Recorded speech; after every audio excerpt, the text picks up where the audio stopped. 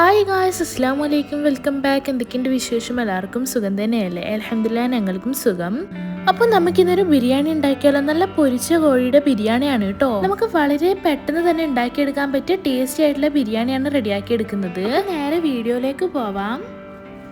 അതിനുവേണ്ടി ഞാനിവിടെ എടുത്തിട്ടുള്ളത് ഒരു വലിയ കോഴിയാണ്. ഇത് കഴുകി ക്ലീൻ ചെയ്തെടുത്തിട്ടുള്ളതാണ് കേട്ടോ. ഇനി നമുക്കിത് മസാല ഇട്ട് വെക്കാം. അതിനായി ചിക്കനിലേക്ക് 2 സ്പൂണ് മുളക് പൊടി,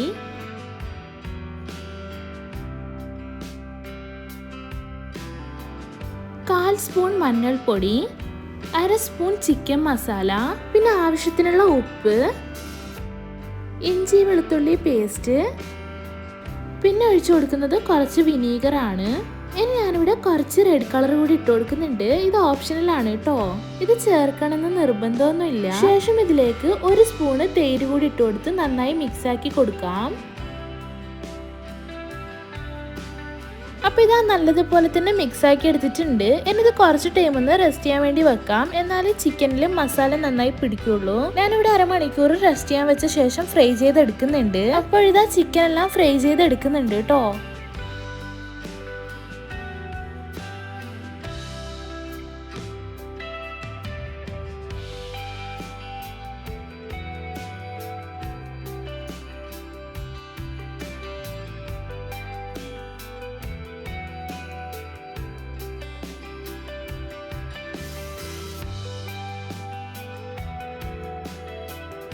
അപ്പോൾ ഇതാ ചിക്കൻ എല്ലാം ഫ്രൈ ചെയ്തെടുത്തിട്ടുണ്ട്. ഇനി നമുക്ക് ബിരിയാണിക്ക് വേണ്ടിയിട്ടുള്ള മസാല റെഡിയാക്കി എടുക്കാം. ഞാനിപ്പോൾ ഇവിടെ കുക്കറിലാണ് മസാല റെഡിയാക്കി എടുക്കുന്നത്. കുക്കറിലേക്ക് കുറച്ച് ഓയിൽ ഒഴിച്ച് കൊടുത്ത ശേഷം അതിലേക്ക് 3 സ്പൂണ് ജിഞ്ചർ ഗാർലിക് പേസ്റ്റാണ് ഇട്ട് കൊടുക്കുന്നത്. ഇത് നല്ലതുപോലെ തന്നെ വഴച്ചെടുക്കുന്നുണ്ട്. ഇനി ഇതിലേക്ക് കുറച്ച് കറിവേപ്പില കൂടി ഇട്ട് കൊടുക്കാം.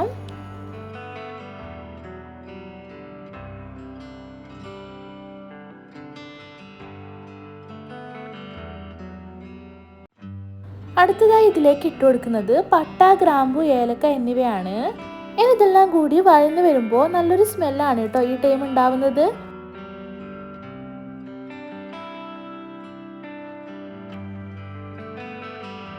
ഇനി നമുക്കിതിലേക്ക് സവാള ഇട്ട് കൊടുക്കാം. ഞാനിവിടെ 8 സവാളയാണ് എടുത്തിട്ടുള്ളത്. ഇനി സവാള ഇട്ട് കൊടുത്ത് ഒന്ന് ഇളക്കി കൊടുത്ത ശേഷം ഇതിലേക്ക് ആവശ്യത്തിനുള്ള ഉപ്പിട്ട് കൊടുക്കാം.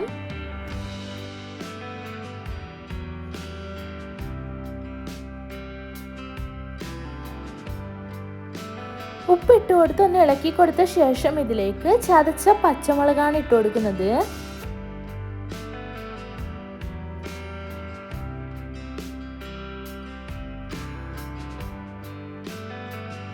ഇനി വീണ്ടും ഇതൊന്ന് ഇളക്കി കൊടുത്ത ശേഷം ഇതിലേക്ക് 4 തക്കാളി കട്ട് ചെയ്തത് കൂടി ഇട്ട് കൊടുക്കുന്നുണ്ട്. ഇനി വീണ്ടും എല്ലാം നല്ലതുപോലെ തന്നെ മിക്സ് ആക്കി കൊടുക്കാം.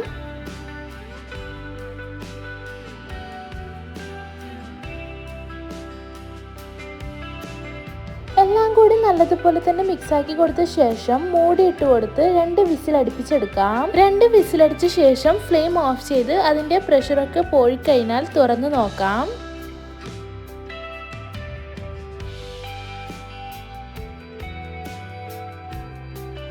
അപ്പോൾ മസാല നന്നായി തന്നെ എല്ലാം ഉടഞ്ഞു കിട്ടിയിട്ടുണ്ട്.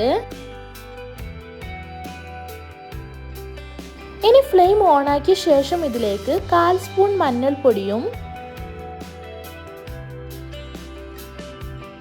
1/4 സ്പൂൺ മല്ലിപ്പൊടിയും ഇട്ട് കൊടുത്ത് നന്നായി മിക്സ് ആക്കി കൊടുക്കാം. ഇനി ഇതിലേക്ക് മല്ലിയിലയും പുതിന ഇലയും കൂടി ഇട്ട് കൊടുക്കുന്നുണ്ട്. ശേഷം എല്ലാം കൂടി വീണ്ടും ഒന്ന് ഇളക്കി കൊടുക്കുന്നുണ്ട്.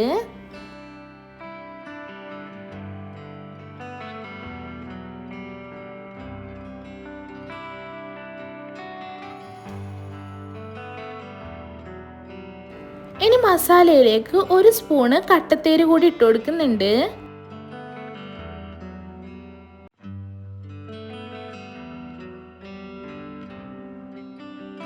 ഈ ടൈം ഉപ്പ് നോക്കിയിട്ട് കുറവാണെങ്കിൽ ഇട്ട് കൊടുക്കാവുന്നതാണ്.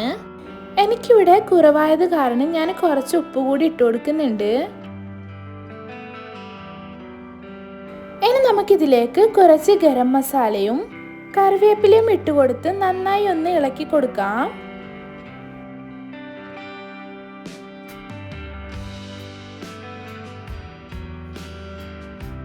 അപ്പോൾ ഇതാ നല്ലതുപോലെ തന്നെ ഇളക്കി കൊടുത്തിട്ടുണ്ട്. ഇനി ഇതിലേക്ക് നമ്മൾ നേരത്തെ ഫ്രൈ ചെയ്ത് വെച്ച ചിക്കൻ ഫ്രൈ കൂടി ഇട്ട് കൊടുക്കാം.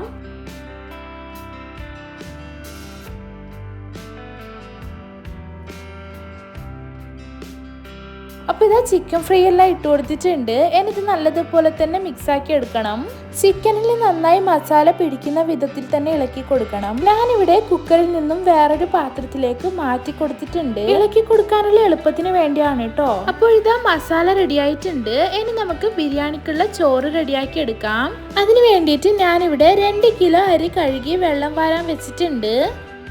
ഇനി ഒരു നോൺ സ്റ്റിക്കിന്റെ പാത്രം എടുത്ത് വെച്ചിട്ടുണ്ട്. അതിലേക്ക് കുറച്ച് ഗീ ഒഴിച്ചു കൊടുത്ത ശേഷം കാഷ്യൂ നട്ട് ഇട്ട് കൊടുത്തൊന്ന് ഫ്രൈ ആക്കി എടുക്കുന്നുണ്ട്.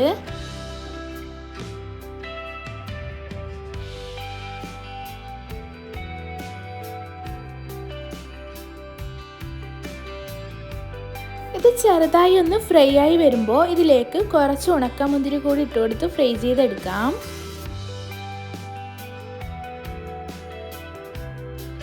അപ്പോൾ ഇതെല്ലാം ഫ്രൈ ആയി വന്നിട്ടുണ്ട്. ഇനി കോരി മാറ്റാം.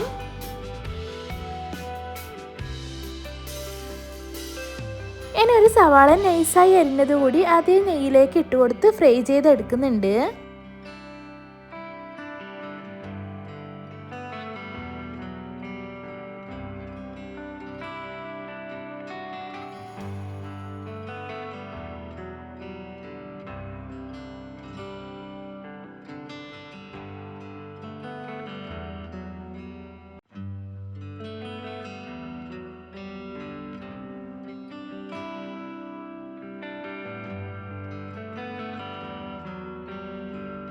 അപ്പോൾ ഇതാ എല്ലാം ഫ്രൈ ചെയ്തെടുത്തിട്ടുണ്ട്. ഇനി ഇതേ പാത്രത്തിലേക്ക് കുറച്ചുകൂടി ഗീ ഇട്ട് കൊടുത്ത ശേഷം പട്ട, ഗ്രാമ്പു, ഏലക്ക എന്നിവ ഇട്ട് കൊടുത്ത് അതിലേക്ക് അരമുറി സവാള അരിഞ്ഞത് കൂടി ഇട്ട് കൊടുക്കുന്നുണ്ട്. ഇനി ഇത് ചെറുതായി ഒന്ന് ഫ്രൈ ആയി വരുമ്പോൾ ഇതിലേക്ക് കുറച്ച് കറിവേപ്പില കൂടി ഇട്ട് കൊടുത്ത ശേഷം നമുക്കിതിലേക്ക് വെള്ളം ഒഴിച്ച് കൊടുക്കാം. ഞാൻ ഈ ഒരു കപ്പിൽ 2 കപ്പ് അരിയാണ് എടുത്തിട്ടുള്ളത്. 2 കപ്പ് അരിക്ക് അതേ കപ്പിൽ 3 കപ്പ് വെള്ളമാണ് ഒഴിച്ചു കൊടുക്കേണ്ടത്. 1 കപ്പ് അരിക്ക് 1.5 കപ്പ് വെള്ളം എന്ന കണക്കിനാണ് എടുക്കേണ്ടത്. ഇനി ഈ വെള്ളം തിളച്ച് വരുന്നത് വരെ വെയിറ്റ് ചെയ്യാം.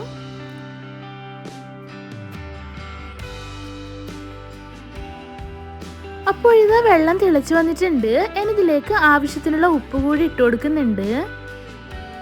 ഈ ടൈം ഞാൻ അരമുറി ലെമൺ ജ്യൂസ് കൂടി ഒഴിച്ചു കൊടുത്തിട്ടുണ്ട്. അത് സ്കിപ്പായി പോയതാണ് കേട്ടോ. ഇനി നമുക്കിതിലേക്ക് കഴുകി വെച്ച അരി ഇട്ട് കൊടുക്കാം. അരി ഇട്ട് കൊടുത്ത് ഒന്ന് ഇളക്കി കൊടുത്ത ശേഷം ഹൈ ഫ്ലെയിമിൽ വെച്ച് കൊടുത്ത് വെള്ളം വറ്റി വരുന്നത് വരെ വെയിറ്റ് ചെയ്യാം. അപ്പോൾ ഇതാ വെള്ളം വറ്റി വന്നിട്ടുണ്ട്. ഇനി ഇതെല്ലാം ഇളക്കി കൊടുത്ത ശേഷം മൂടി കൊടുത്ത് 10 മിനിറ്റ് ലോ ഫ്ലെയിമിലാക്കി വെക്കാം.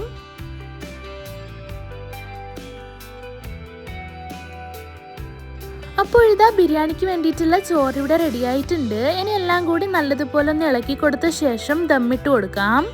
അതിന് വേണ്ടിയിട്ട് ചോറിൽ നിന്നും കുറച്ച് ചോറ് വേറൊരു പാത്രത്തിലേക്ക് മാറ്റി കൊടുത്ത ശേഷം ചോറിൻ്റെ മുകളിലേക്ക് മസാല ഇട്ട് കൊടുക്കാം.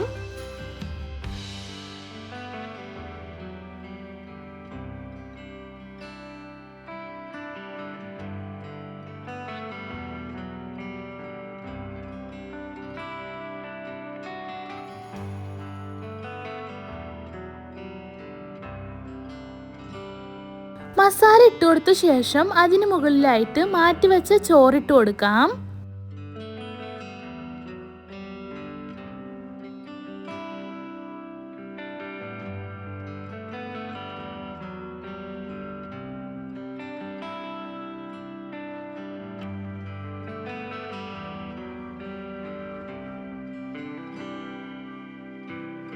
ചോറിട്ട് കൊടുത്ത ശേഷം അതിന് മുകളിലായിട്ട് കുറച്ച് മല്ലിയിലയും പുതിനയും ഇട്ട് കൊടുക്കുന്നുണ്ട്.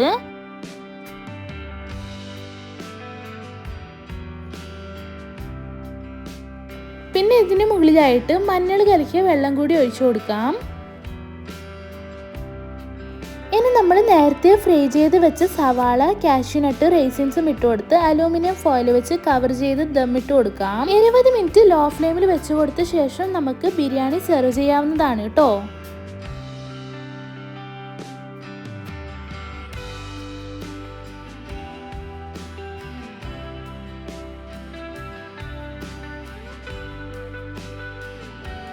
നല്ല കിടിലൻ ടേസ്റ്റില് പൊരിച്ച കോഴിയുടെ ബിരിയാണി റെഡി ആയിട്ടുണ്ട് കേട്ടോ. നിങ്ങൾ എല്ലാരും ഇതുപോലെ ഒന്ന് ഉണ്ടാക്കി നോക്കൂട്ടോ, തീർച്ചയായും ഇഷ്ടപ്പെടും, ഉറപ്പാണ്.